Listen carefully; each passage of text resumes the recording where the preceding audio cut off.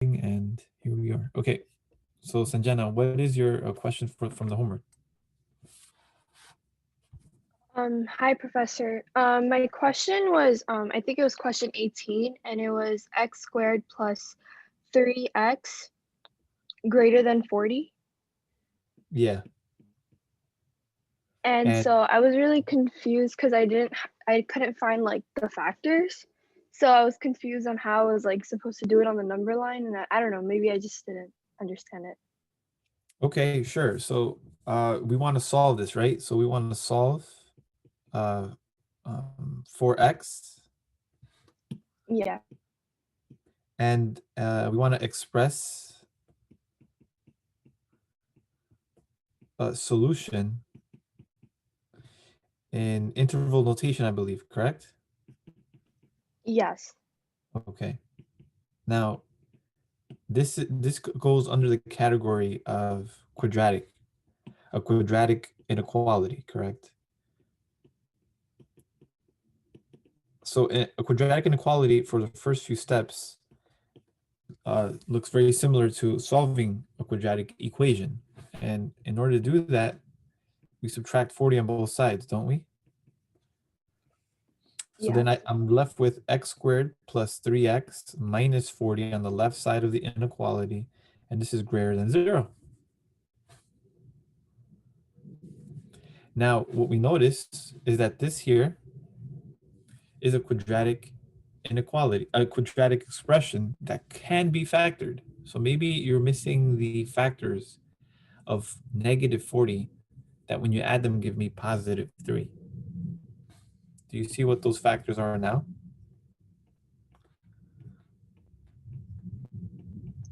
Not really. Maybe I'm missing it.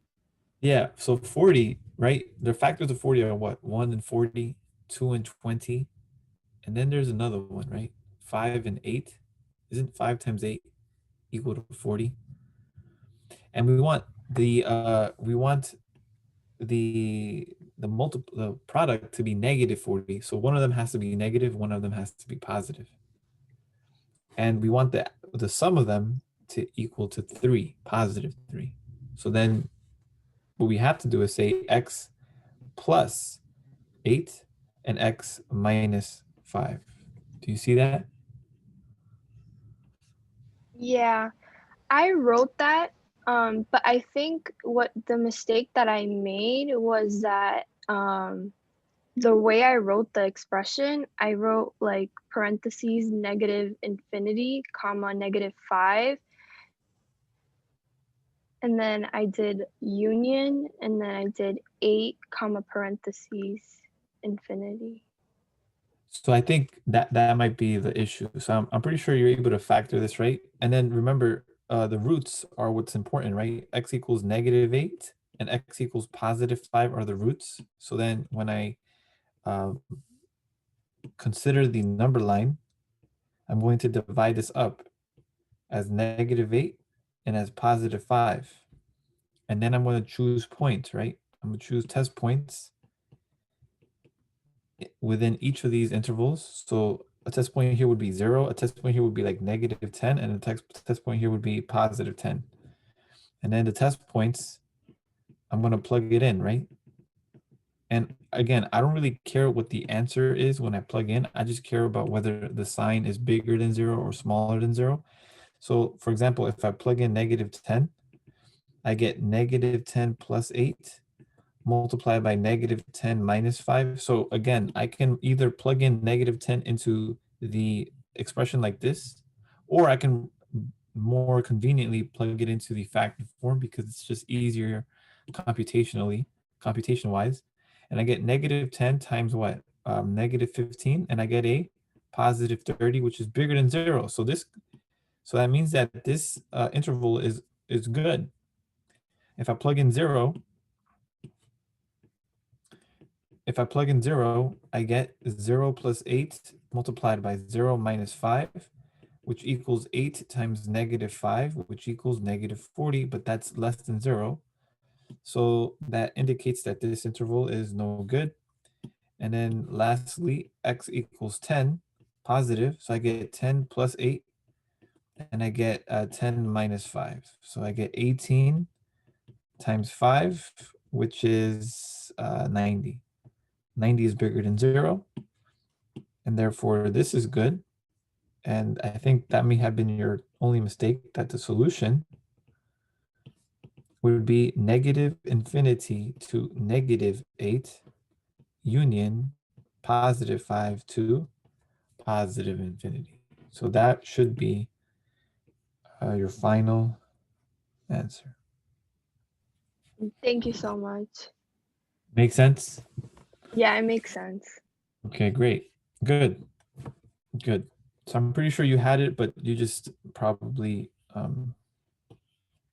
didn't have the complete correct solution at the end. First, I have a Yeah? question. Yes. When do we use brackets and when do we use parentheses? So the brackets are used when you have a less than or equal to sign. So if we have like the equal to sign here, then these here would also be included. So you would have a bracket instead of a parentheses. The Okay. infinity symbol will always use parentheses because you can never actually achieve or attain the infinite value, right? This infinity means you're going forever and ever. You keep on going to the right. That's why the parentheses will always be associated with infinity. But when we talk about brackets, it's when you have the equal sign, less than or equal to sign. I got it. Makes sense. Mhm. Thank you. Okay, and then I think we have two more. It says I needed help with the equation x over y. Okay, so these are good questions because they may help for you. It's like kind of review for the quiz. So that's the idea, guys. The homework should be utilized as a way for you to practice. And um, in a way, homework is just like the basics, right? It's just if you really want to master something, you would need to go beyond what the homework is offering. You would have to go above and beyond. So, for example, if you want to simplify, these are called compound fractions. So I want to simplify compound fractions. And this is x over y minus y over x divided by 1 over x squared minus 1 over y squared. So I want to simplify this. The key word is simplify, which means that I want to create this, I want to express this compound fraction into a single fraction. I don't want all of these fractions within fractions anymore. So the first thing I have to identify is the LCD. That's the first thing. So what is the LCD among y? So I look at all of the denominators, right? I look at the y, the x squared, and the y squared. So then what would be the LCD for this particular problem? Tiffany, correct. It would be x squared, y squared. Remember, we look at the highest power. For the LCD, we always look at the common factors, the common variables, and take the highest power. So always consider that. And the GCF is the opposite. You take the lowest power. So you look at common variables and take the highest power. That's in common.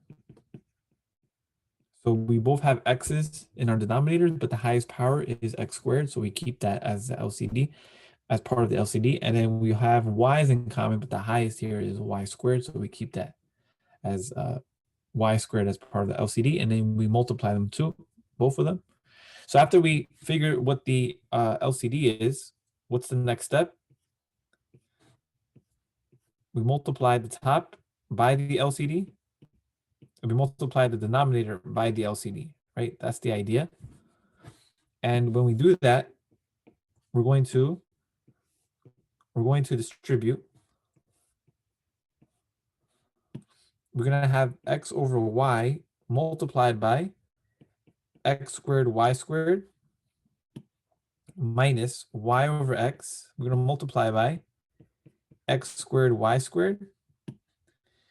And then we have this all over 1 over x squared multiplied by x squared y squared minus 1 over y squared multiplied by x squared y squared. Does everybody follow?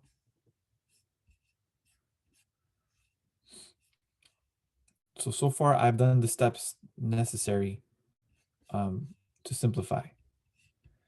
And then if you want, you can put the 1 over it just to give you a better understanding of that we're multiplying two fractions. And what's nice is that when I do this, the y's here cancel, the x's here cancel, the x squareds here cancel, and the y squareds here cancel. So that's the purpose of multiplying by the LCD, because my denominators are quote unquote cleared. I clear my denominators, and the result is what? The result is x cubed y minus xy cubed all over y squared minus x squared.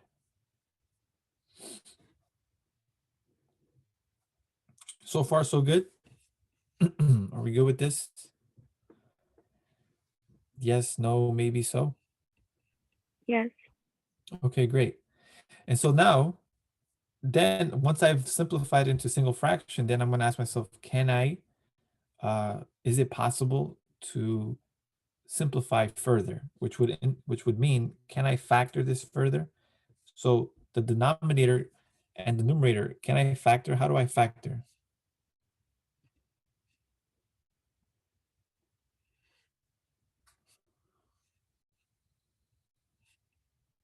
Do you guys see how we can factor this further?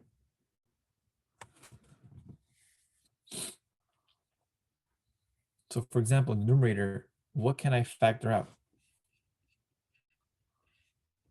Yeah, the GCF, very good, Sydney. So what's the GCF for the numerator? It would be what? So remember, for GCF, we look at the smaller, right? It's XY, very good. So I can factor out the XY, and I'm left with x squared minus y squared, right? And then the bottom here would be what? Y squared minus x squared. And then what do you notice? These are different superperfect squares, which is correct. So like if you want, you can also continue factoring. So this becomes x plus y, x minus y over y minus x, and y plus x. And what should you notice, x plus y and y plus x, aren't they the same expression? They've just interchanged the order, so they mean the same thing. So we're dividing both of them out. And now this is where we have to be careful. X minus y over y minus x. They're almost the same thing, not quite. It's just that their order is switched. But you can't just cancel them out this way. So the first thing what I'm going to do is show you that x minus y, the denominator, I can rearrange it in such a way that it will look like the numerator. So this is really negative x plus y. I can write it this way, right? The negative is associated with the x, and the positive is associated with the y. And then what I could do is I can factor out a -1 from the denominator or from the numerator. It doesn't matter, but the denominator, I write it as positive x minus y. Now, what do you notice? The x minus y and the x minus y's are canceled, are divided out, and I'm left with a -1. So when you simplify, when you cancel the x minus y divided by the the opposite arrangement, the ordering, which is y minus x, the result is a -1, not a +1, but a -1. So I'm left with a -1 here. And so my result is -xy. Okay, so that's how we do the compound fraction problem. So any questions about this?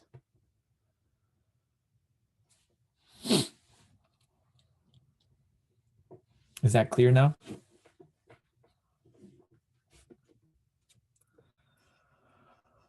I hope so. Okay, great. I think Felipe had a question about the homework with the circles. I'm not sure what you mean by for the graph on homework. What circles should we use? For the graph on homework. I'm not sure, Felipe, what you mean by that. Open circles or closed circles?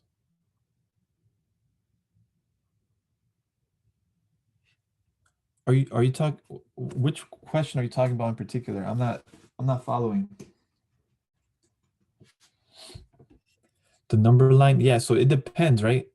It depends on what the so I have it with me right now. I just don't know.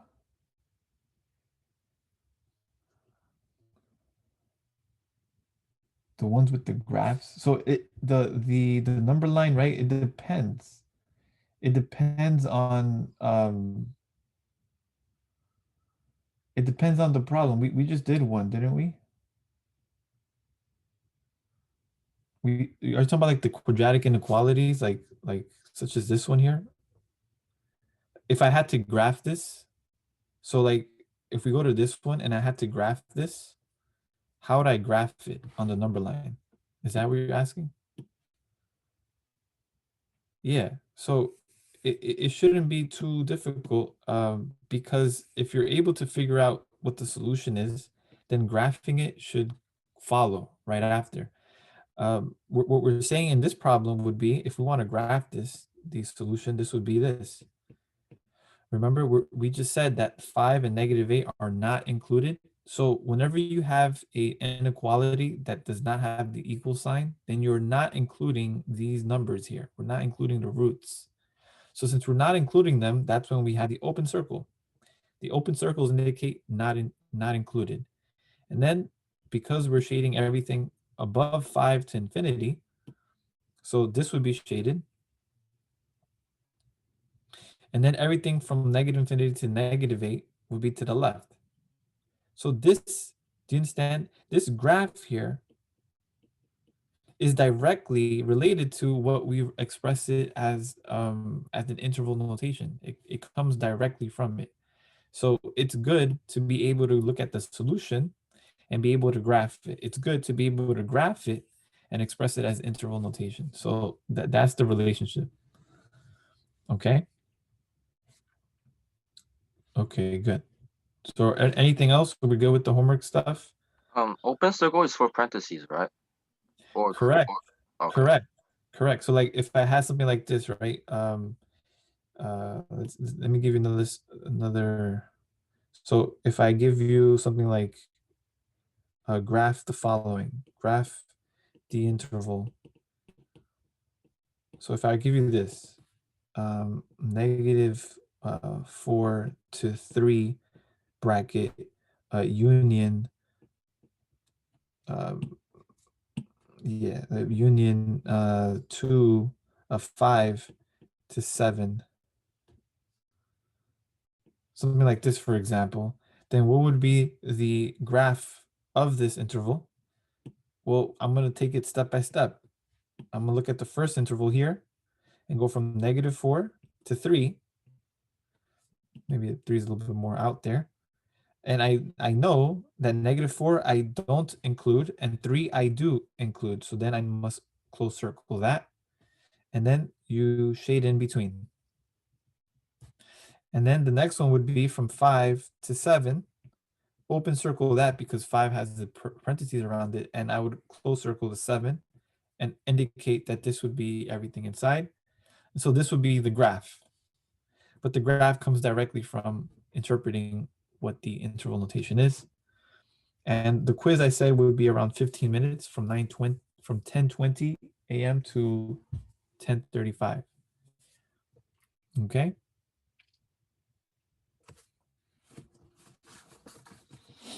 All right. It's 5 questions. I mentioned it on the email. There are 5 questions, 5 topics, and again, no, it's okay. And it's about the review, right? A lot of this is review, so it should not be too much. Like I'm not asking for much. I'm just asking for a basic understanding of what we've done so far. Okay, so as long as you guys understand, that's really what I care about. What's happening, because it doesn't make sense if we continue and no one, if you don't understand what's going on. Um, so great. So if you have questions, please always ask. No problem on my end. All right. So let's continue from where we left off last time. We talked about the equation of a circle, and in particular, we started talking about um, particularly what's called analytic geometry, which is just the Cartesian, having shapes on the Cartesian plane. And let's begin our excursion, I would say, into pre-calculus. We're going to be particularly interested in what's called the Cartesian plane.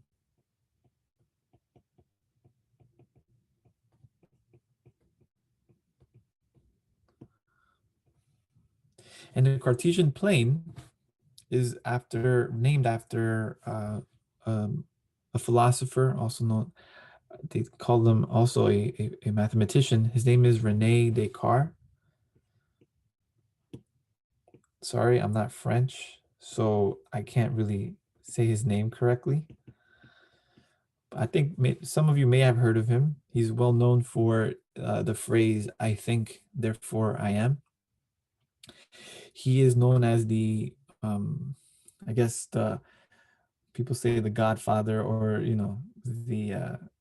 the originator of analytic geometry. So you have to thank him for all this mathematics that we study now.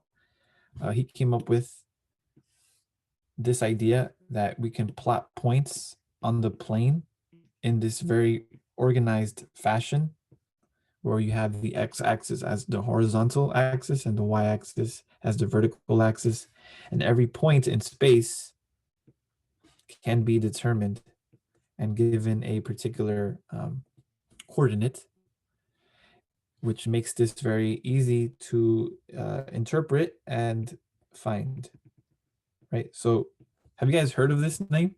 Rene Descartes? I can't say it. So that's where the Cartesian plane comes from, also known as the XY plane. So we also call this AKA the XY plane. The XY coordinate system, so on and so forth. And so associated with this, right, there are certain formulas that we discussed, such as the midpoint formula. And the midpoint formula has what we saw already, x1 over x2, x1 plus x2 divided by 2, and then we have y1 plus y2 divided by 2. That's one formula that we discussed. So that means that if I take any 2 points in space, it doesn't matter what they are. If I have x1, y1, and I have x2, y2, then I can draw a kind of like a line between, right? And the midpoint of that line is given by x1 plus x2 divided by 2, comma y1 plus y2 divided by 2. This is the midpoint. That's what the midpoint means. And if I wanted to find or figure out what the distance between 2 points is in this space, then I would utilize the distance formula, which would be x1 minus x2 squared plus y1 minus y2 squared. And it doesn't matter if you change the x1 and the x2, as long as it doesn't matter. I can call this x2 x1 and y2 y1. That doesn't matter, because when you subtract the difference and you square it, you still get a positive number regardless. So the distance formula is really just the Pythagorean theorem hidden within it. Because when you talk about x1, x2, what you're really discussing is the side. You're really talking about the side or the side of the right triangle that's formed when you draw a horizontal line across x1, and when you draw a vertical line from this point, you create a right triangle, and the difference of the x values gives you the side of the horizontal side of the right triangle, and the difference of the y values would give you the um, vertical side of the right triangle. And so if you know the Pythagorean theorem, a squared plus b squared equals the hypotenuse squared. So this d here that we're considering is really the length of the hypotenuse. So that's kind of how we interpret distance. And that's kind of cool from that perspective, that the Pythagorean theorem is actually embedded in this formula for distance. So again, that's what we've discussed last time. And then related to that, we talked about how the circle is actually just the distance formula as well. The circle is the distance, is the point, is the set of all points that are equidistant to a single point. So the distance that we have here that we discussed is actually the radius of the circle. Okay, so let's quickly go through what what everything deals with a linear function is. So for those of you who remember, a linear function has this kind of form, right? F of x equals mx plus b. The m here represents the slope. The b here represents the y-intercept. Now the slope, what does the slope represent?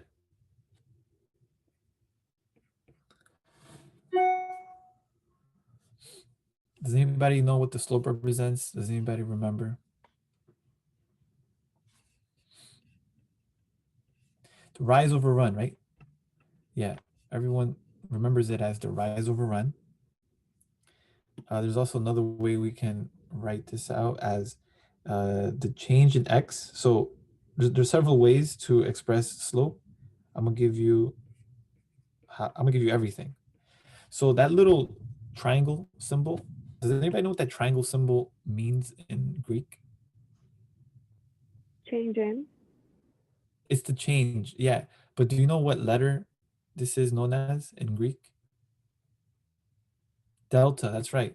That's right. So this means delta, right? This represents delta, and this is the change, and this whole delta x is the change, right? The change, or in other words, the difference.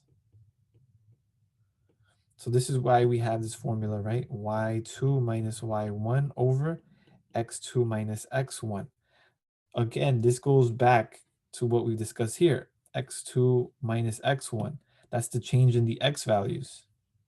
And y2 minus y1 is the change in the y values. And when you divide them, not when you square them and add them and take the square root, but when you divide them, you find the rate at which the line either goes up or goes down.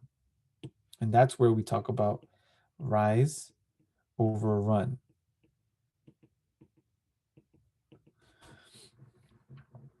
Okay, and then how about the y-intercept?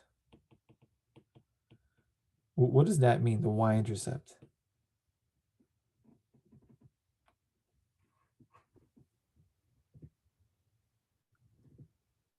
So when I say the y-intercept, what does that mean?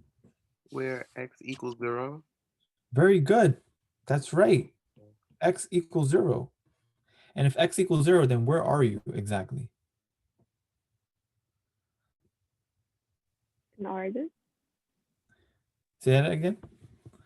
The origin. X equals 0 does not mean you're on the origin. Oh no, that's I'm sorry. You could be on the origin, but not necessarily so. That's right, Saida. You're on the y-axis. So B represents this is the y coordinate.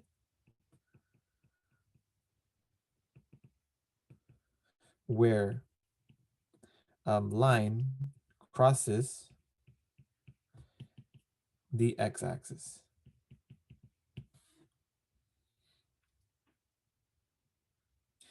And so when we go back to the Cartesian plane, the x-axis, does anybody know the equation for the x-axis? The linear equation. So there's a linear equation associated with the x-axis. How would you describe, how would you write the equation for the x-axis? So this is something that people gloss over, but it's important to know. So if you're on the x-axis, the equation for the x-axis is y equals 0, because that's right, Amana, yeah. Y equals 0 because every point on the x-axis, the y coordinate is 0. And then vice versa. If you're on the x-axis, if you're on the y-axis, every point on the y-axis has an x coordinate equal to 0. So you'd say x equals 0.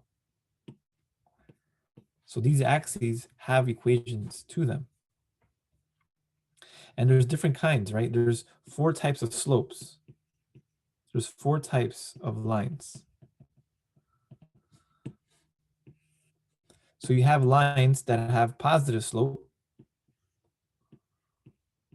So if you have a positive slope, if I were to draw it, just sketch it, you have a straight line going from left to right. If I look at this this graph from left to right, then it's moving quote unquote up as I move from left to right. It's a key word, right? From left to right, because from right to left, it's not. And then when my slope is negative, I have the opposite occurrence here. So that's when my slope has a negative numerical value associated with it. Now, what happens when my slope is 0? If I have 0 slope, what kind of line do I have?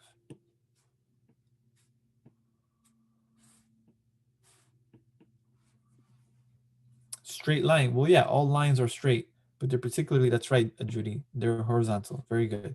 So we have a horizontal line. So all horizontal lines, so we have a horizontal line. All horizontal lines have slope equal to 0. And what happens when my slope is not defined?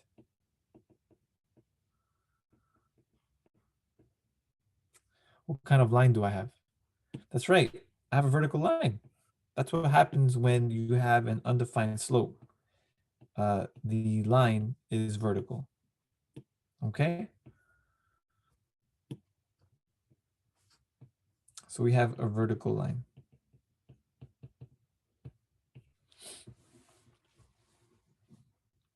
And the equation, what's the equation of the vertical line? It's x equals a number. That's why, for example, x equals 0 represents a vertical line. X equals 0 is a line in this regard. It's not a point.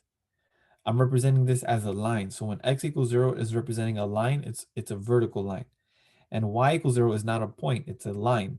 So when y equals 0 represents a line, you're talking about a horizontal line. So horizontal lines have the equation y equals a constant k. So k is just a constant, right? So this is a constant. So constant just means it's a number. All right, so these are things that most of you already know. So this is a linear function, and we're going to talk more about what functions are shortly. But I'm just introducing what functions are with a function that many of you are familiar with, which are linear functions. And like we've discussed in the beginning of the semester through the syllabus, is that pre-calculus is really just a study of functions. We're going to be talking about functions the whole way through. And we're going to begin with linear functions and move our way to quadratic functions and polynomial functions and then rational functions and then logarithmic functions, then exponential functions, and then finally trigonometric functions. So that's really just the panoramic view. It's functions all the way. Okay. Now we know the function, the linear function is described as mx plus b, and that's known as what's called the slope-intercept form. That's what many people, after they're done with math and they don't study it anymore, this is probably like one of the things that they do remember, a y equals mx plus b, because for some reason it just sticks, this whole y equals mx plus b, right? But another thing that people tend to forget or not really harp on as much is called the point slope form. And this actually will become much more useful, particularly when you talk about calculus. This form of a line will become much more useful and needed than the slope intercept form. And does anybody remember the point slope form? The formula?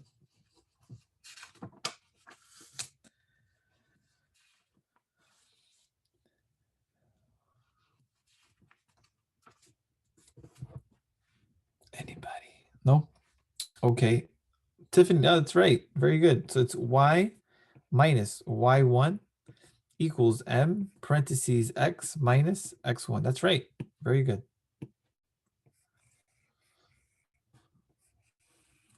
So this form is useful when you have exactly what it says. When you have a point, which would be given by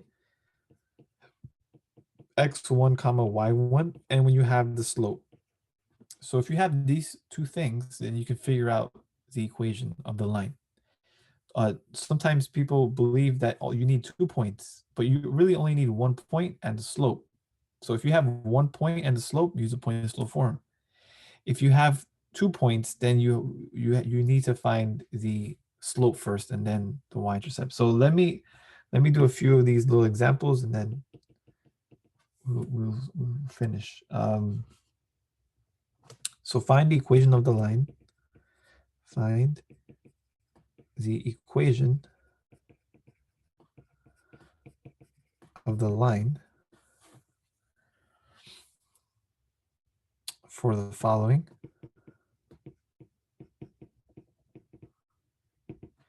So if the slope, for example, is 2/5 and the y-intercept is 4, then what would be the equation? Which form would I use? Would I use a slope-intercept form or the point slope form?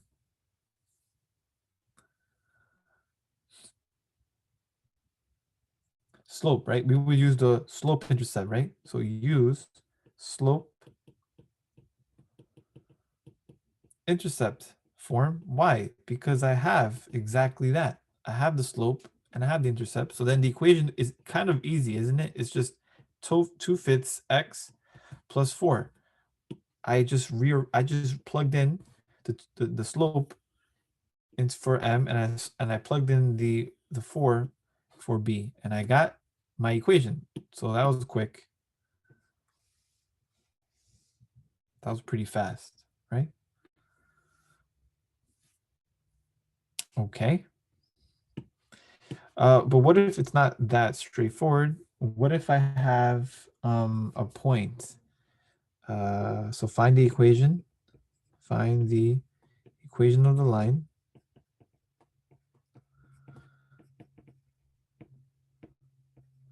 But this time, I have a point instead. And my point is 1,7. And the slope, and the slope is equal to 2/3. So then what would I have to use here? I would have to use the point slope, right? So then what would be the point slope form? I would use y minus y1 equals m times x minus x1. And I would have to replace the y1. What is y1? It's the y coordinate of the point. So this would be y minus 7. The slope here is 2/3. And x1 is the x coordinate for the point. So this is x minus 1. So I am done. I did it. I found the point slope form of the line. I did it. Now, what if I want to write the point slope form into slope intercept form? What if I want to write this out in slope intercept form? Would I be able to do that, or how would I do that?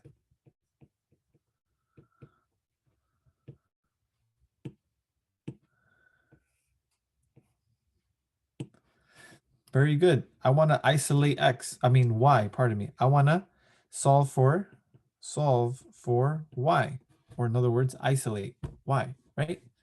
So then I would have to do what? I would have to distribute the 2/3 first.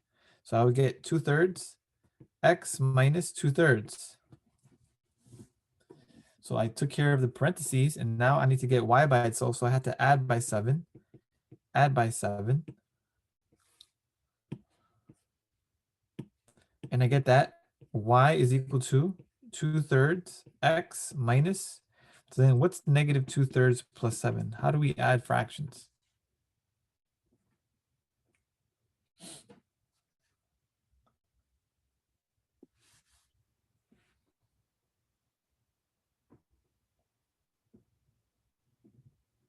Does anybody know how to add negative 2/3 with 7? Multiply the top and bottom. By what? 3. That's right. You multiply the top and bottom of 7 over 1 by 3, and I get negative 2/3 plus 21 over 3. And then what? Then we have the same denominator, combine the numerators, and we get 19. 19 over 3, which would be what you gave, right, Felipe, 6.333. But it's better if we were to use the fraction or the rational expression for it.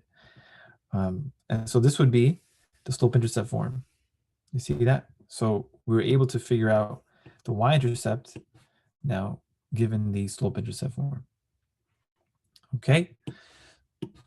So that's that. And then I'll give you one more example of this kind. So I'm going to call this like part A, part B. And then the next example here would be C. What if I want to find the equation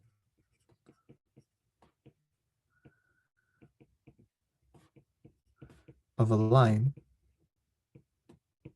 but this time I had 2 points?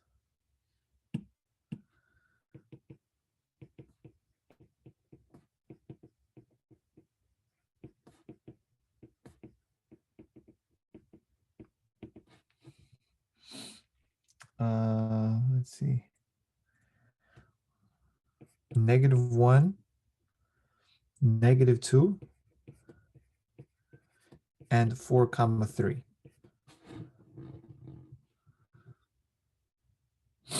Oh, Rita, you're right. Pardon me. This should be a plus, not a minus. That was my mistake. I saw minus here and then I put it. So this should be a plus, right? Because we got 19 over 3 as our positive value. That's right. Good. Okay, so how do we find the equation of a line if I'm given 2 points? And that's all I got. I'm not given a slope. Find the slope first. Good. So I want to find slope. So let's find slope. So what would be the slope? The slope, remember, would be the change in y over the change in x. And so we have to be consistent with how we do this. So if we say, hey, this is x1, this is y1, then this will be x2, this will be y2. And we would have to first subtract the y values and then subtract the x values, and I get 5 over positive 5, which is 1. Okay, good. So that's simple. M equals 1. The slope is 1. Then what?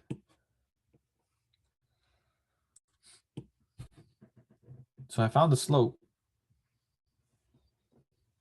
but I want to find the equation of the line. So then what would be the next step? Find the Point slope. y-intercept. So someone said that. Who said that? Who said the I y-intercept? did. What's your name? Sorry, I don't know when you speak. So I don't see who's saying it. Oh, Natalia. So good. The y-intercept, right? Yeah. But actually, it's easier if you use the point slope form. So, and you'll see why. The point slope would be a bit easier to do because I have the slope and I have a point. Well, I have 2 points actually. I can choose either or, and that will work. So let me choose. So I'm going to choose the point 4, 3, and the slope is 1. So then by the point slope form, I got y minus y1 equals m times x minus x1. So this will be y minus 3 equals 1 times x minus 4. And this is pretty straightforward now because this is x minus 4. So this is an equation, but this is in the point slope form. If I want to write it in slope intercept form, I have to get y by itself. So I add 3 on both sides, and look what I get. I get y equals x minus 1. So this here is the slope intercept form.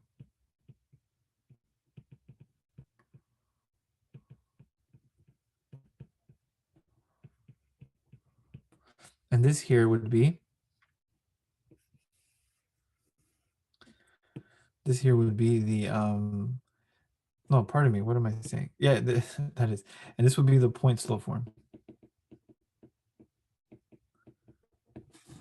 And from here, I'm able to figure out the y-intercept. What would be the y-intercept? The y-intercept would be what?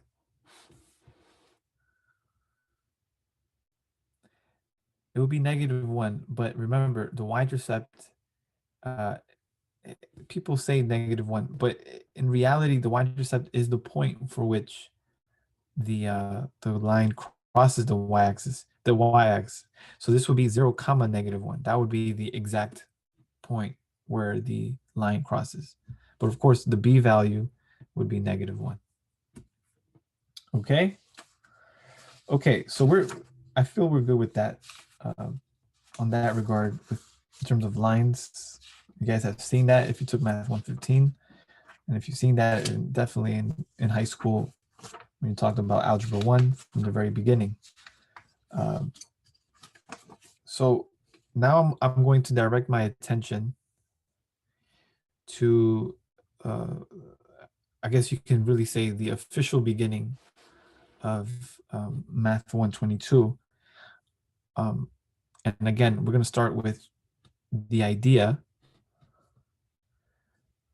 of a function. So my first question will be a very simple one. And it will be, what is a function?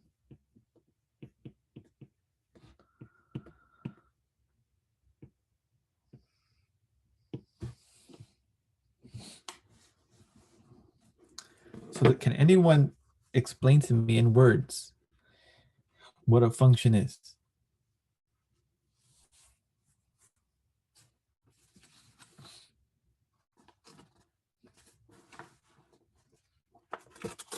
When x does not have 2 y's. Huh. Okay. So when x does not have 2 y's. Oh, I think I know what you're saying. Okay, so let me ask, does a function have to have an x and a y? Why does it have to have an x and a y? Can we use other letters other than x and y? Can we use a and b? So So can you think of a better or a more general way of saying what you said?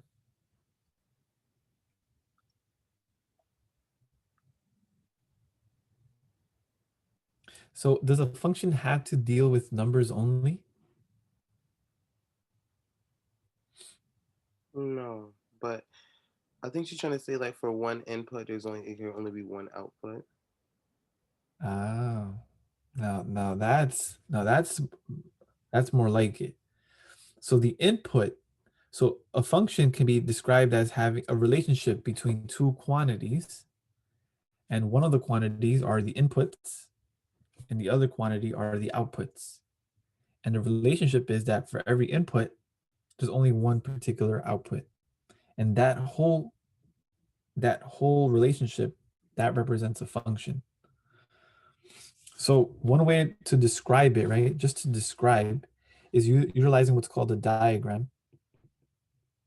This is like a diagram representation of a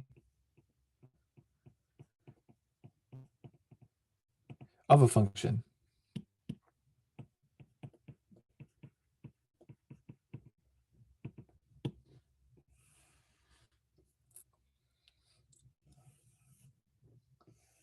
So it's like saying two circles, and one of the circles are the inputs, and then the other circle are the outputs.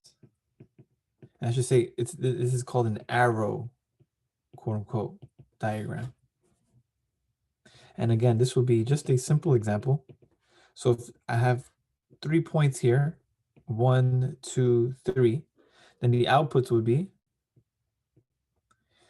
4, 5, 6, for example. And then as long as I connect one input to just one output, this here would be what's called a function. This entire relationship is called a function. So the arrangement of the inputs and the outputs create a function. So this is indeed a function. So this represents a function.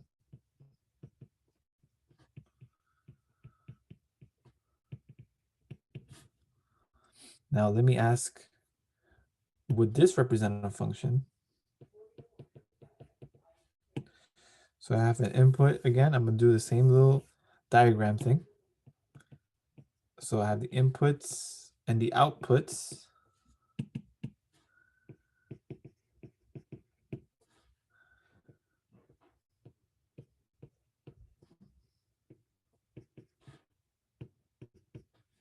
What if I do this?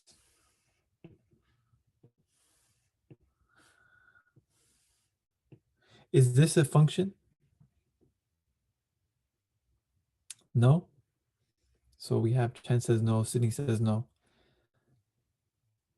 So this is not a function, and how come?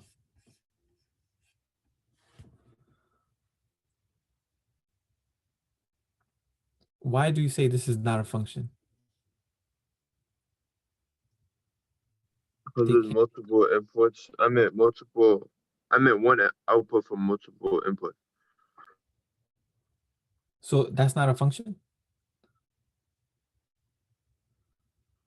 So you see how we have to really have a clear, precise understanding of what a function is? And I think someone mentioned it. The definition, or one way to describe a function, is a relationship where every input is associated to a single output. In this example, I agree. All the inputs are associated to the same output. But does it break the definition of having a single output for every input? So for example, here, what is 1 associated with? One output. What is 2 associated with? 1 output. And what is 3 associated with? 1 output. The fact that they're all the same does not contradict what a function is. So this also is a function.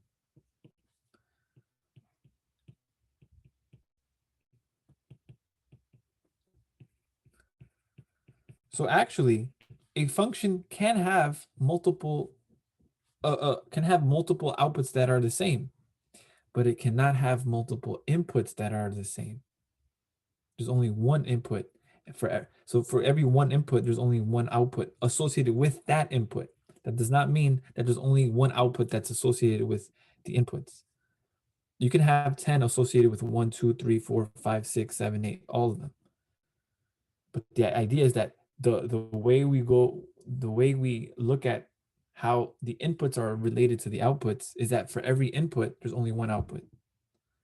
And I think that's what people sometimes they look over and like, oh wait, but people immediately say this is not a function because of that, because they think that only one output is supposed to exist. It is, but only associated with the one input. Does that make sense? So like I'll give you a counter example to what a function would look like then. So you're saying, oh, wait, so this is a function, then what is not a function? Well, what's not a function is the following. So if I do this, right? If I do 1, 2, 3,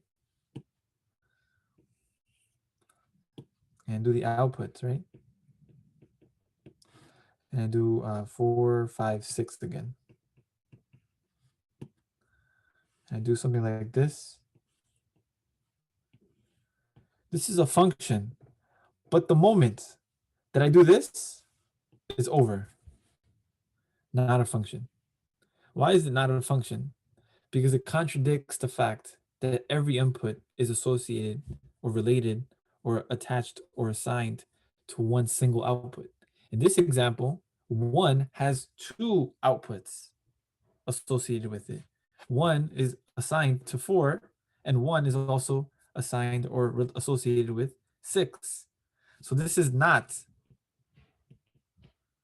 a function.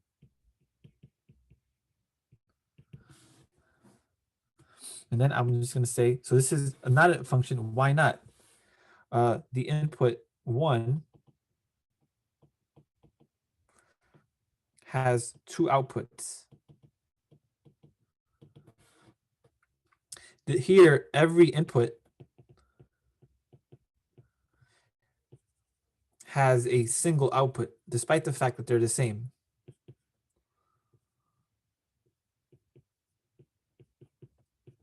And this one here also, every input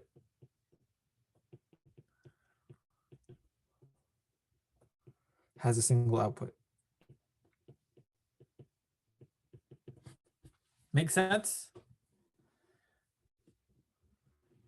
Does the arrow diagram give more insight as to what a function may look like? Okay. Good. So we're building our background knowledge on functions. So this is like, as you can tell, this is not so like y equals, and we're not at that point yet. This is more of a general understanding of what a function is.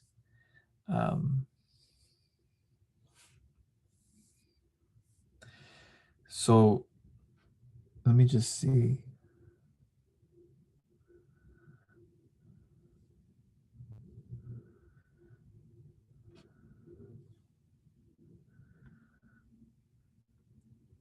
I'm trying to see something about another example I can give, but anyway, so yeah, these are arrow diagrams of what a function represents. There's also a different representation. So this is an arrow diagram representation. There's also a more like another pictorial way of looking at it, and it's a machine diagram.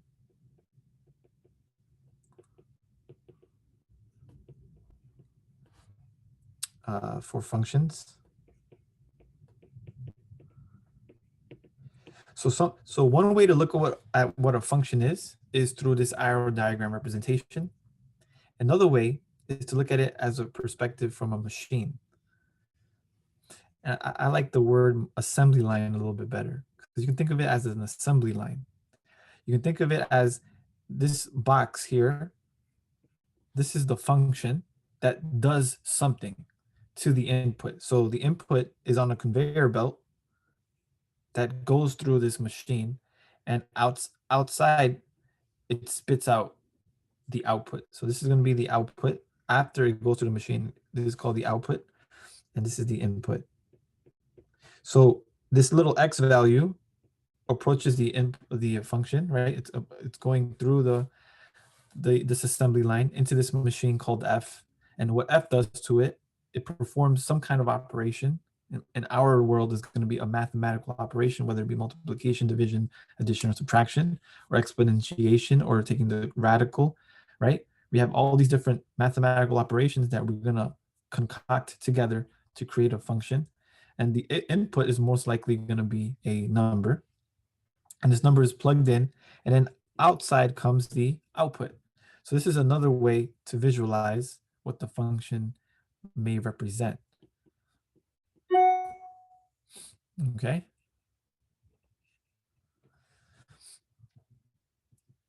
And there's also a function notation, right? There's a function notation to what functions are. And in our world, we live in the Cartesian plane a lot. We're going to be living in the Cartesian plane. And so therefore, the y value, we're going to call this a function of x. So in words, the y coordinate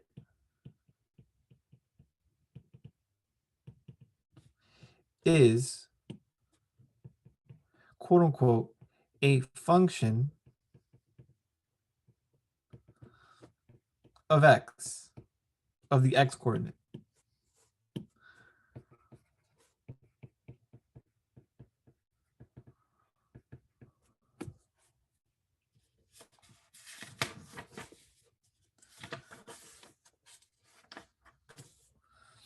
Right?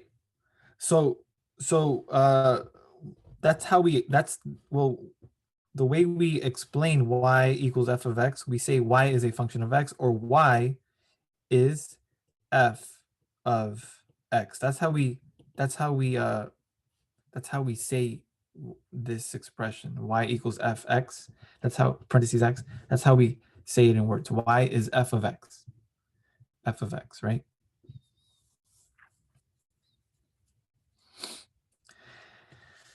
So I hope you start to see how there's different perspectives, there's different angles to what, there's different angles to view what a function is. A function can be considered an arrow diagram version, association to it. You can also have this idea that it's a machine that you're dealing with, that you're plugging in something and you're taking something out. And then eventually, we're not going to be writing out diagrams. We're not going to be drawing out any machine diagrams. We're going to be just using the algebraic symbolism. But the purpose to draw these different things is for you all to have a better understanding of what this symbol means.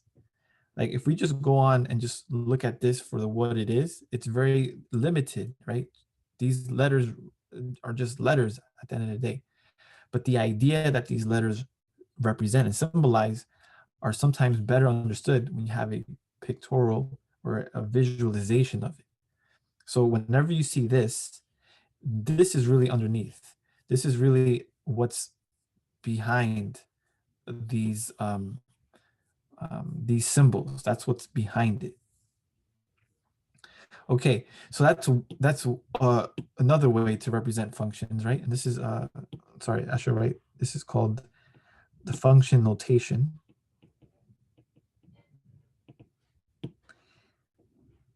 And again, these letters, so this F here is the name of the function. This is the name of function.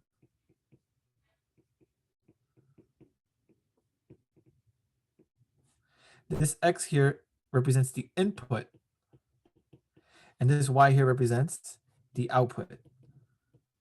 That's the way that the symbolism is described, right? The output is a function of the input. That's another way to explain it. But because we live in the Cartesian plane, we indicate that our outputs are the Y values and the inputs are our X values. It could be that in another world, they have another a Cartesian, they have another plane where instead of the vertical axis being the y-axis, it's the x-axis. And we can also do that too. So we may be a little bit too conformed to this x-axis and y-axis. We can choose any other letter. I just want to make sure that you guys understand that the letters are in a way meaningless. Like in terms of the horizontal axis, who said that the horizontal axis is the x-axis? Somebody said that along the way. It's not that it has to be the x-axis. It could be the b-axis or the z-axis. It's just that we have a certain alphabet system, right? 26 letters, and someone decided x was a good one, and someone said, oh no, the y is the good letter for the y, for the x, for the vertical axis. But what I'm saying is it doesn't necessarily have to be that. Again, it's more about the idea behind it rather than what the letters are. But because we live in a conventional world, we have decided and accepted that the horizontal axis for now is the x-axis and the vertical axis is known as the y-axis. Okay, so that's that. And there's other ways to represent functions. And as you notice, I have not defined exactly what a function is yet, but we're going to do that momentarily. Another way is using a set of coordinates.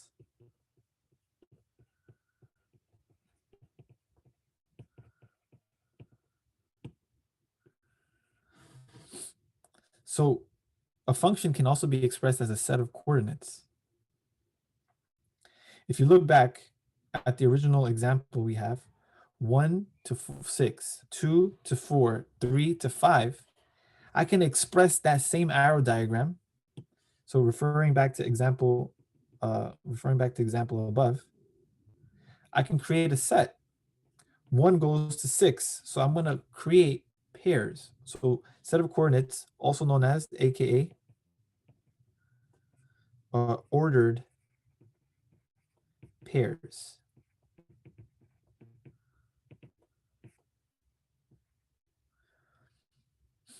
And the ordered pairs are what?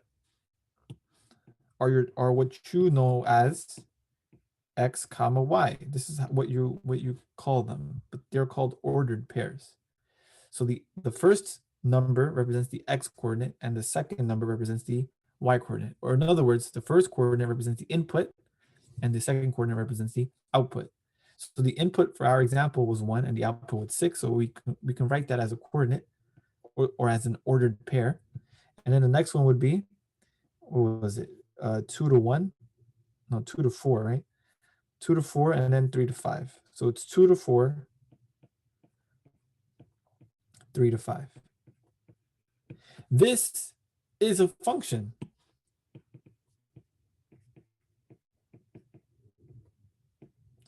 Sorry, my pencil here is failing me a bit. That's why it comes out a little bit sloppy. So this is a function because of the very reason why the arrow diagram that we are representing here is a function. Does everybody see how this is related to the diagram? The previous example, the first example we talked about. So the first coordinates are the inputs and the second coordinates are the outputs.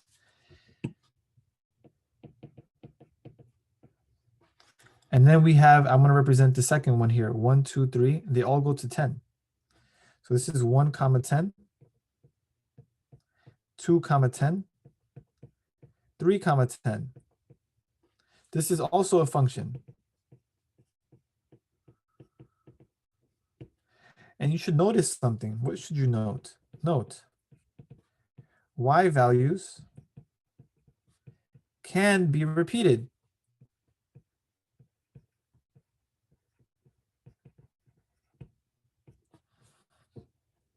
So you can have repeated y values, 10, 10, 10. But what you can't have is the following. You can't have 1 comma, what was it?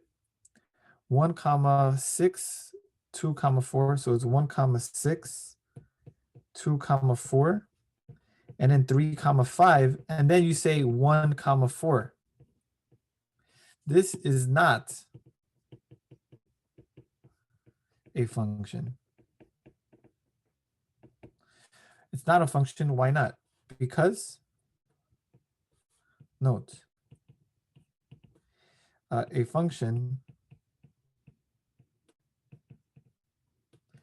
cannot have repeated x values, or in other words, the inputs. You can't have repeated inputs and have different outputs. That doesn't make it a function. That makes it something else. Okay? So does everybody see how we're representing functions in different ways? As arrow diagrams, as machine diagram, as coordinates. And then eventually, these sets of coordinates, what can we do with coordinates? We can do what with them?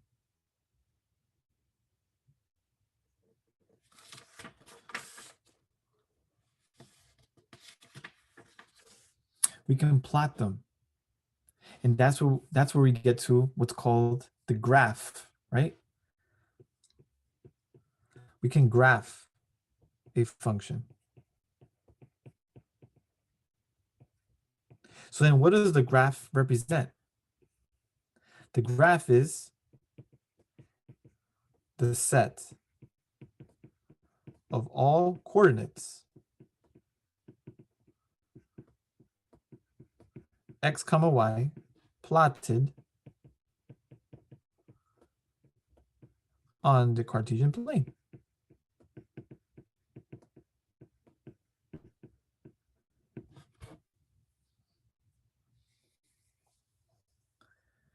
Now this is the set of all coordinates.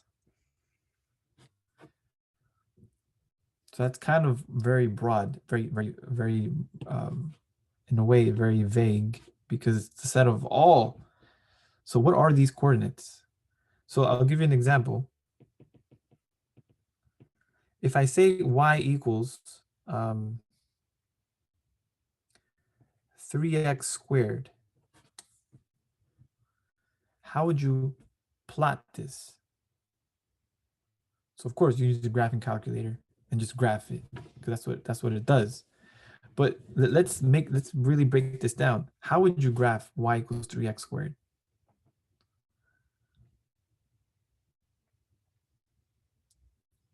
So everyone sees that now, right? So these are the x values, and I'm plugging into a function.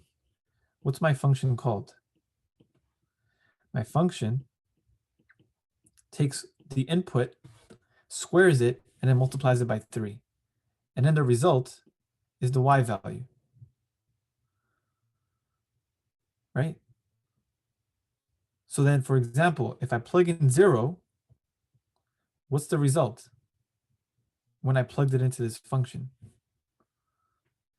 Well, if I square 0 and I multiply 0 by 3, I get 0. So then what I can do is create a table of values.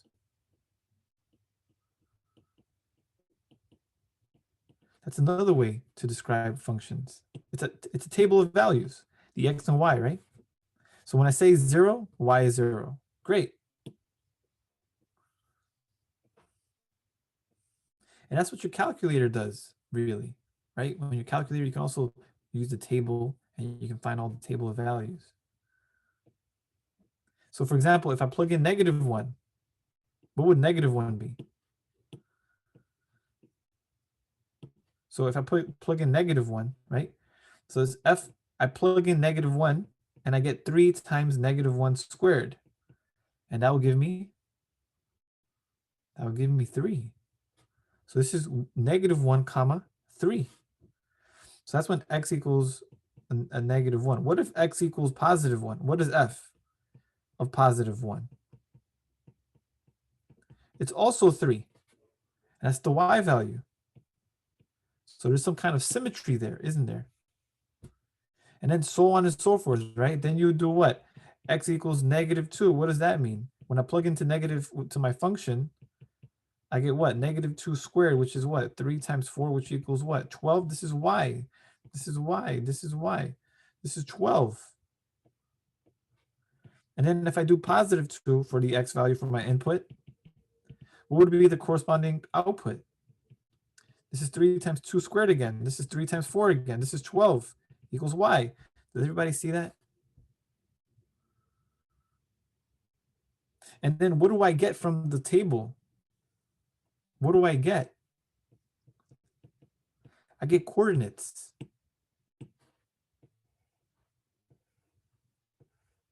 I know I know some of you may think, but I already know all this stuff. I'm like, good. I just want to make sure that everybody has the same idea of what a function is. Because some people have different ideas of what functions are. Right? And then once I have this table, then what I'm going to do is I'm going to plot it.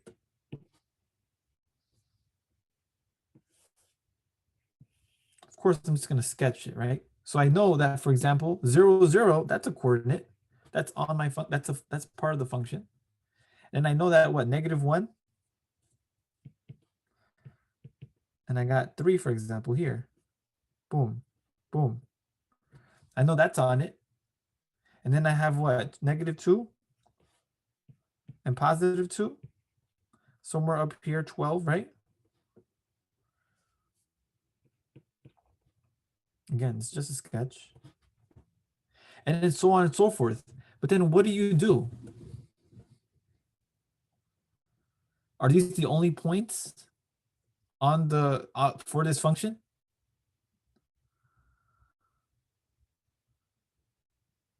-1 is 1. What do you mean, prob? -1. Oh, pardon me.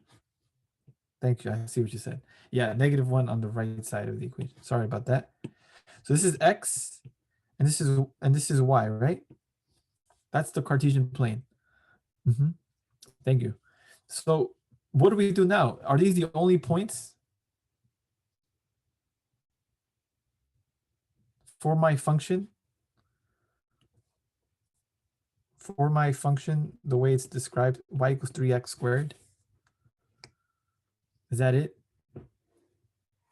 What about the numbers in between? -2 and -1, -1 and 0. What about those numbers?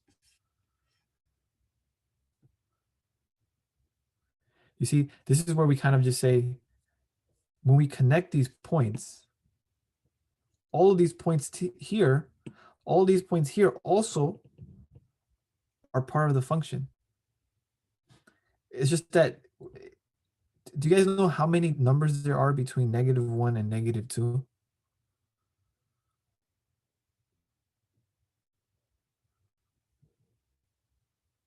Can anyone tell me how many numbers are there between -1 and -2?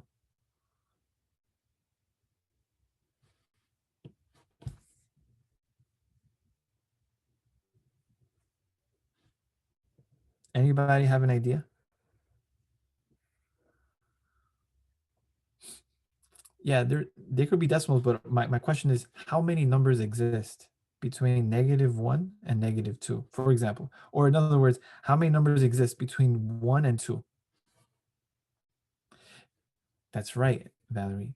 It's an infinite amount.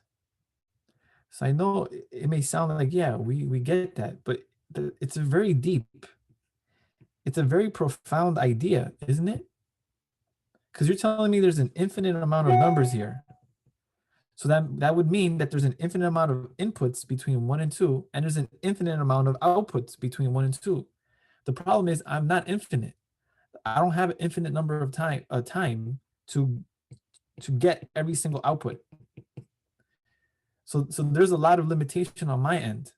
But how do we take care of that limitation? We just draw a line straight through without really thinking much of it. But in reality, abstractly thinking, we're touching an infinite number of things in between 1 and 2. But because of our limitation, we only deal with very nice numbers, whole numbers, integers, very nice. We know exactly what they are. We plot the points and then we connect. But when we connect, we don't think about the infinite number of numbers that we're really touching upon just from this segment. There's an infinite number. Just from this segment, there's an infinite number. You see that? And this whole idea of putting the arrows here, right? We're indicating that this goes on forever and ever.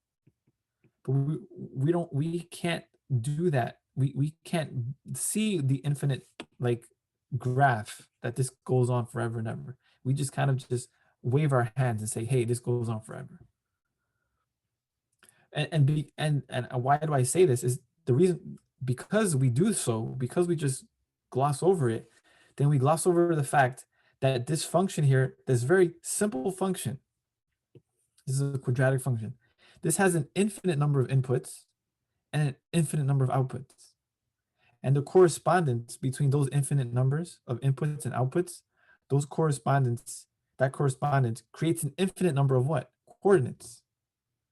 And those coordinates, those infinite number of coordinates create an infinite number of points on the graph. And this graphical representation of this function, right, is given by this curve. And this curve here represents the graph of the function. But do you see the limitation behind the arrow diagram and the machine diagram? Do you see how it works only for very small numbers of inputs and outputs?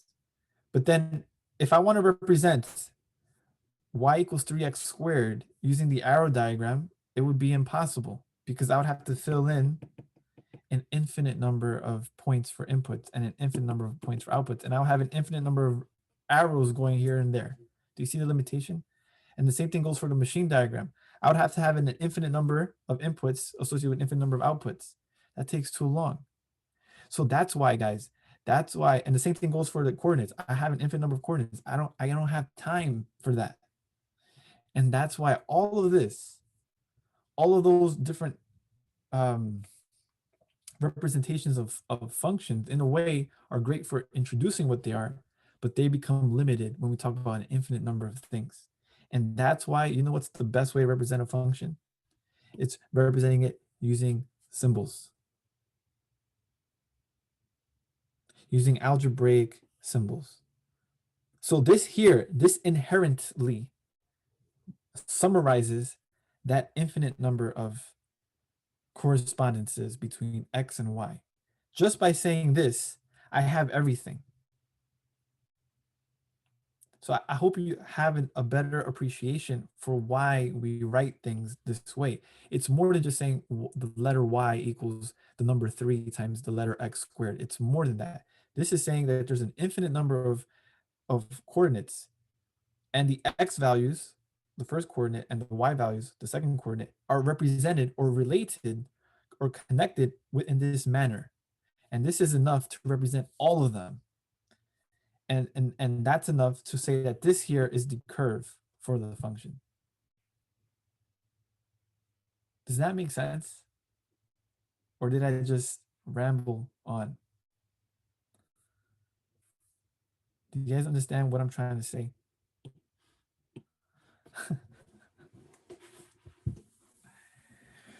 Yeah, I'm just making sure you guys see that, feel that somehow. And if you don't, try to think about it a bit. I know it is a lot. And look at that. This is just one tiny thing. This is one little example. I'm not even, like, there's so many more examples you can think of. But the idea is that the big idea, I want you guys to understand that. Not just the small, minuscule y equals 3x squared. The idea of a function is something you can apply to many other things. It's just that in our world or in our domain of mathematics, we look at it using symbolic symbolic expressions. So then let me finally define a function. So the definition of a function.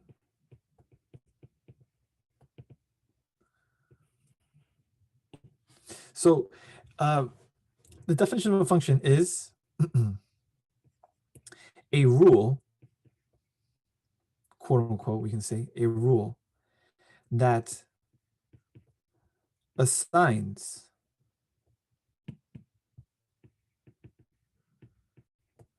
every input to one and only one output.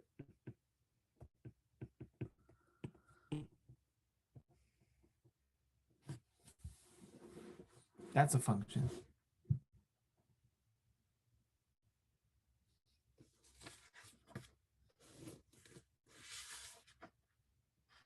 Okay.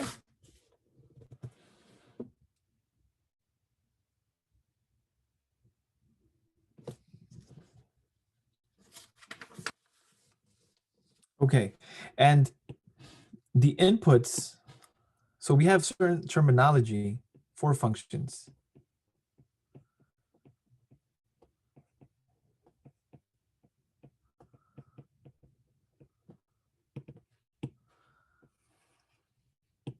So when we take every input, the set of all inputs,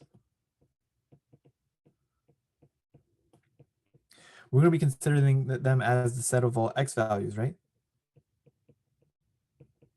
Or the x coordinates.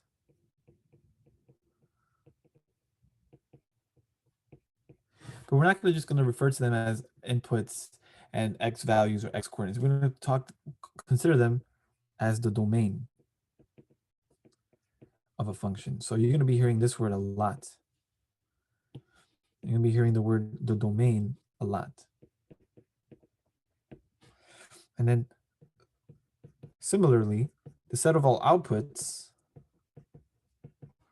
are the y values, the coordinates. If you take all of those and lump them up together, they're called the range of the function. So you're going to be hearing a lot more of this terminology, domain and range. So the domain represents all the inputs or all the x values, and the range represents all of the y values or the set of all outputs. So eventually, we're going to not refer to them as inputs anymore. We're going to refer to all the x values, all the inputs as the domain.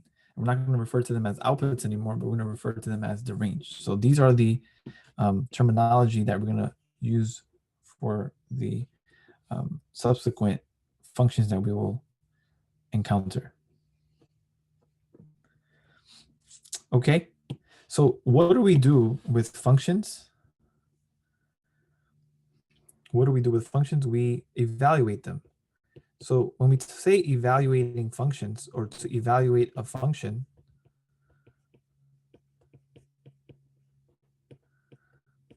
means to find the output given the input.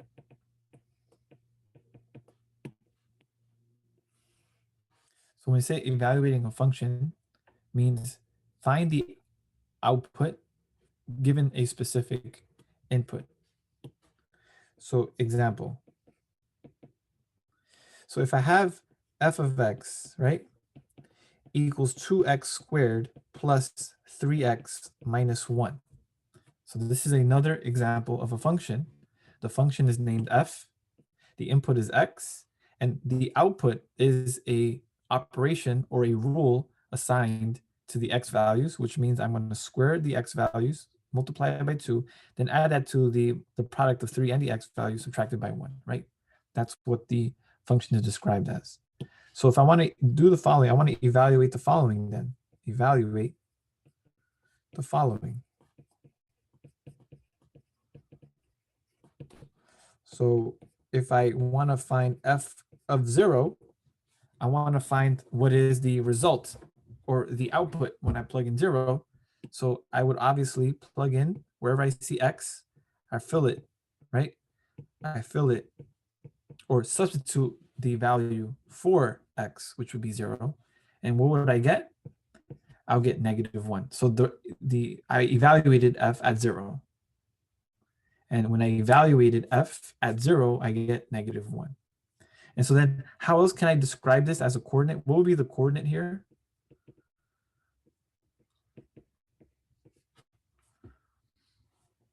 Zero comma -1. Good. That's right. So we're not going to do this every single time. We're not going to find a coordinates every single time, but it's just good for you to all to have that in mind, that when you're evaluating the function, you're really saying, hey, I got the x coordinate, and the result is the y coordinate. And so we can plot them eventually if you care to do so. So let's do a few more. What if I get like -2? I'll plug in 2 times 2 -2 squared plus 3 times -2 minus 1, right?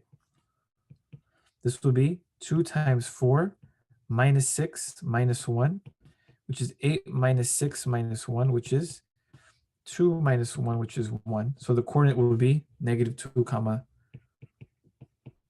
-2 positive 1. Okay. Now my question is, what happens when I evaluate the function at another letter, b?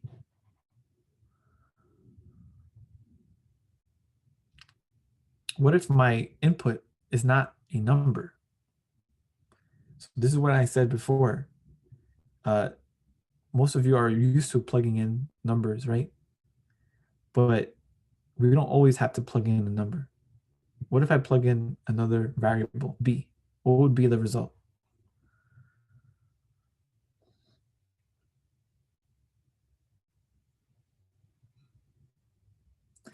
And to understand this, you would have to interpret functions as inputs and the result being outputs.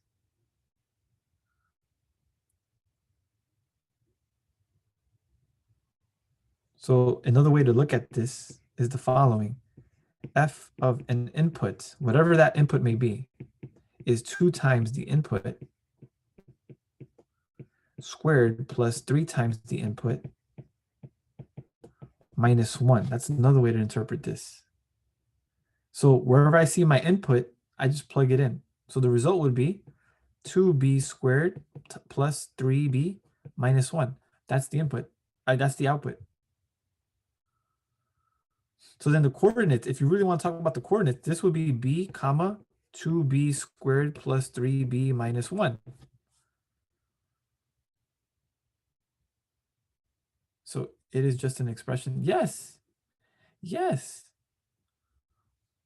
So this is what you have to start being more comfortable with, is dealing with algebraic expressions and understanding what those algebraic expressions represent. We are so accustomed in math classes up till this point to deal with just numbers and that's it, and get the final answer and circle it. It's a number and we move on. But really, expressions, algebraic expressions such as this one, is also a completely valid thing to take care of, to consider. So now you're like, wait, oh, I can do that? So yeah. So what stops me from doing this? For example, now my input is no longer b, it's b plus 1. It's a binomial. So then what would be the result? Or how would we continue with the result? So then you multiply it by b plus 1. What do you mean? You multiply what by b plus 1? You multiply f by b plus 1?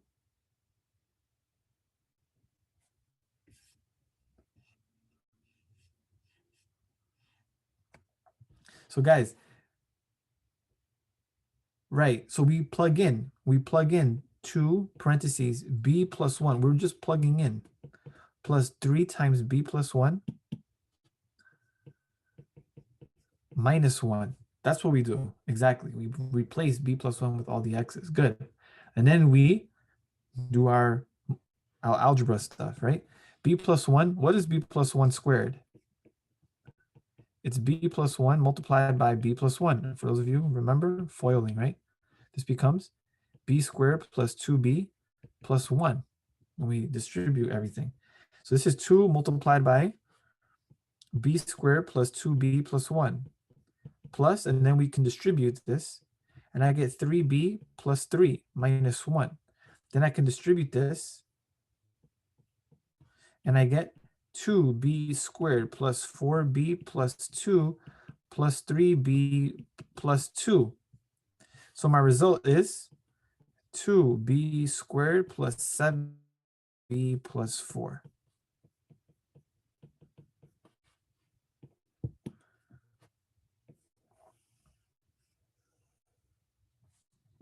So that's the result. My input is b plus 1, and my output is 2b squared plus 7b plus 4. Does everybody see that? Does everybody see that we can now plug in other expressions? We can plug in algebraic expressions. It doesn't always have to be numbers. But now this makes a bit more sense because we have a better understanding of what functions are. They're inputs, we do stuff to the input, and we produce an output. Okay, so we'll stop here with this. It's quiz time.